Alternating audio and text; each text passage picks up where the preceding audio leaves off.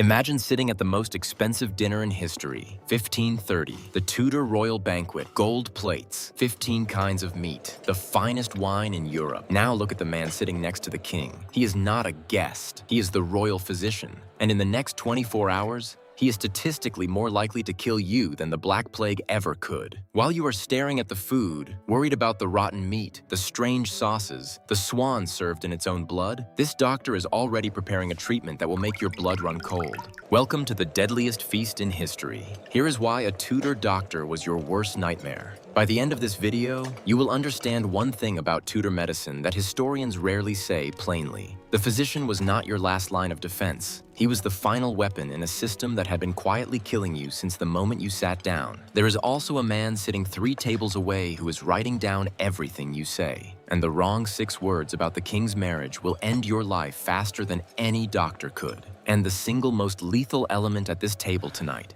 It is not the meat, not the wine, and not the physician. We will get to all 3. This is not dinner. It is a performance. Every surface in this room is communicating one thing: power. The 6-tier gold display behind the king's table exists purely for foreign ambassadors to count. None of it is for use. All of it is for watching.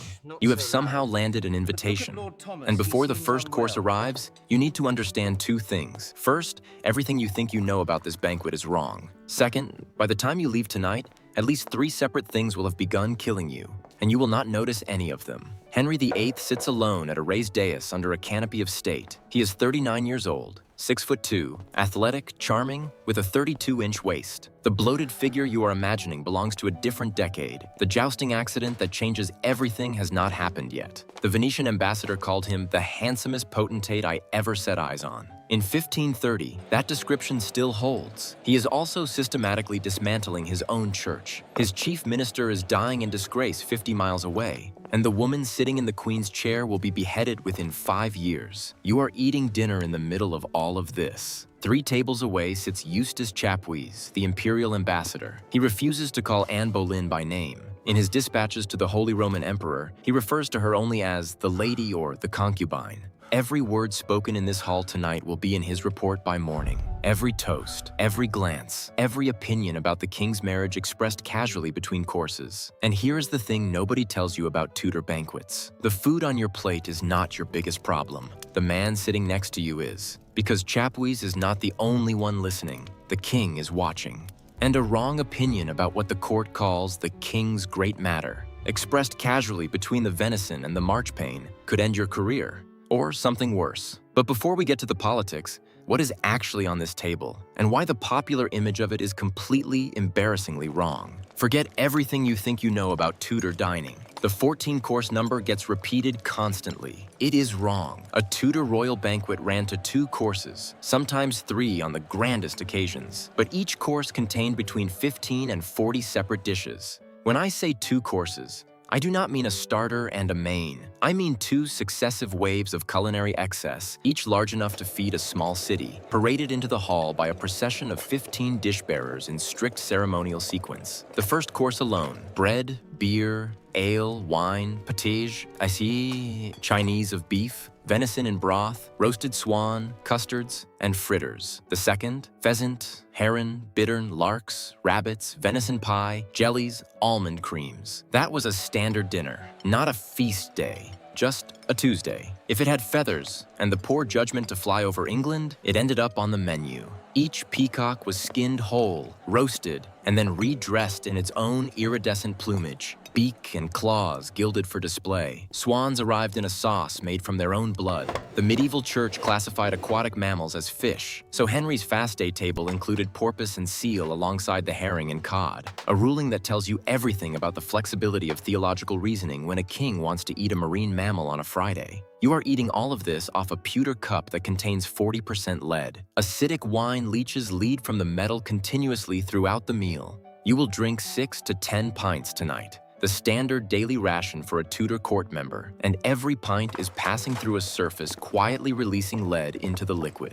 You will not feel this. Lead poisoning accumulates across years and decades, presenting eventually as joint pain, cognitive decline, and organ failure. It was identified as a health risk in 1696. In 1530, it was called dinner. But the pewter cup is not even the most interesting killer at this table. That distinction belongs to something considerably more expensive. Remember the physician from the opening, the man with the tools. Here is what those tools were for. The royal physician at a Tudor court was not a scientist. He was a theologian with a knife. Tudor medicine operated entirely on a theory developed by the ancient Greek physician Galen in the 2nd century AD and refined across 1,300 years of absolutely zero clinical testing. The human body contained 4 humors: blood, phlegm, yellow bile, and black bile. Health was their perfect balance. Disease was an imbalance. And the physician's job was to restore equilibrium. The most direct method of restoring equilibrium was to remove whatever substance was in excess. If you developed a fever tonight, from the shared cups, the communal dishes, the man next to you who has been coughing since the first course, the physician would bleed you. He would open a vein in your arm with a lancet and collect the blood in a bowl, continuing until your condition improved. In practice, this meant until you were too weak to continue having symptoms. Standard removal for a serious condition, up to 2 pints in a single session. Some practitioners bled patients 3 times a day. Think about that. You arrive with a fever. He removes a significant portion of your blood. Your fever temporarily drops because you are now in mild shock. The physician records this as a success. He returns tomorrow to continue the treatment. This was not fringe medicine. This was the most respected medical intervention available. Henry VIII himself was regularly bled, but bleeding was not even the treatment that should terrify you most. Mercury compounds were the standard treatment for syphilis, and syphilis was moving through the Tudor court with considerable efficiency. Treatment involved rubbing mercury ointment directly into the skin, or in more aggressive cases, sealing the patient in a heated room and fumigating them with mercury vapor. The intended effect was to make the patient salivate and sweat out the infection. The actual effect was systematic mercury poisoning. Teeth fell out, gums turned black, the nervous system deteriorated. Some physicians considered excessive salivation a sign the treatment was working. Patients were encouraged to produce up to 4 pints of saliva per day. And when no specific disease was present, when you simply felt unwell in a vague, general Tudor way, there were the purges. Compounds of antimony, a toxic heavy metal, producing violent vomiting and diarrhea lasting hours. The logic: if something was coming out, the treatment must be working. The patient who survived a Tudor purge was the one whose body was strong enough to survive the physician. Here is what Tudor medicine and Tudor dining had in common. Both were killing you in ways that looked like success. The banquet table, 4,500 calories daily, arriving almost entirely as red meat, game, fat, sugar, and alcohol. Vegetables were considered medically dangerous. Educated Tudor opinion held that raw fruit caused fever and diarrhea, that green vegetables engendered melancholy, and that the peasant diet of roots and leaves was suitable only for people whose constitutions were hardened to such roughness. So the most powerful people in England ate almost none. What followed was a nobility systematically destroyed by gout, kidney disease, scurvy, and chronic lead poisoning, while the physician stood ready to accelerate the damage with every intervention he attempted. The sugar sculptures at the far end of the hall, the castles, the jousting knights, the working chess set, were made from loaf sugar imported from Madeira at roughly 12 times the cost of basic food. Elizabeth I, Henry's own daughter, would later be described by a German traveler as having teeth gone black, a defect the English seemed subject to from their too great use of sugar. Bad teeth at the Tudor court did not signal poverty. They signaled wealth. The poor could not afford to rot.